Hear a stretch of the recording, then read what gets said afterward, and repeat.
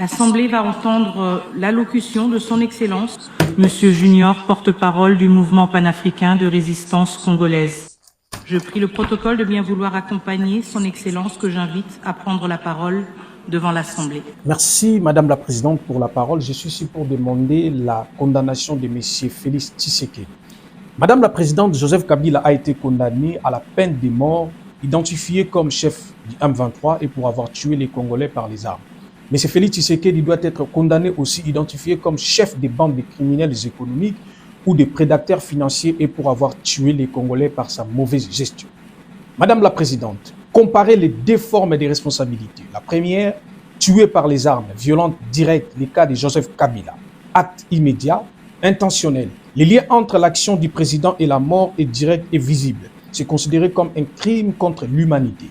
La condamnation est immédiate, évidente et universelle. Deuxième responsabilité, tué par la mauvaise gestion, violence indirecte ou structurelle. Les cas de Félix Tshisekedi. Cela inclut la corruption, détournement des fonds de la santé, famine causée par la mauvaise gouvernance, absence d'infrastructures, destruction économique. Ici, Madame la Présidente, le président Félix Tshisekedi ne tient pas une arme, mais ses décisions ou son inaction créent les conditions de mort lente, pauvreté extrême, maladie évitable, insécurité alimentaire.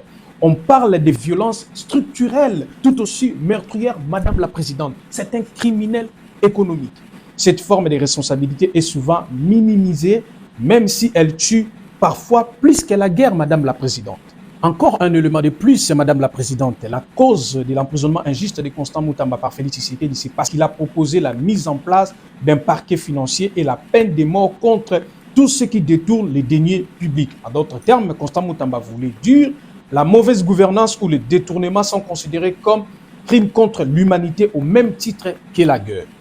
Moralement, la responsabilité est équivalente. Dans les deux cas, le président est responsable de la mort de ses citoyens. La gravité morale est la même, car la mission d'un dirigeant est de protéger la vie, pas de la détruire directement par les armes ou indirectement par la mauvaise gouvernance. Juridiquement, la condamnation est différente. Les crimes par les armes sont jugés par les tribunaux internationaux. La mauvaise gestion, même si meurtrière, est rarement jugée de la même manière, car elle entre dans la sphère des crimes économiques, encore mal encadrés au niveau international. Conclusion, Madame la Présidente.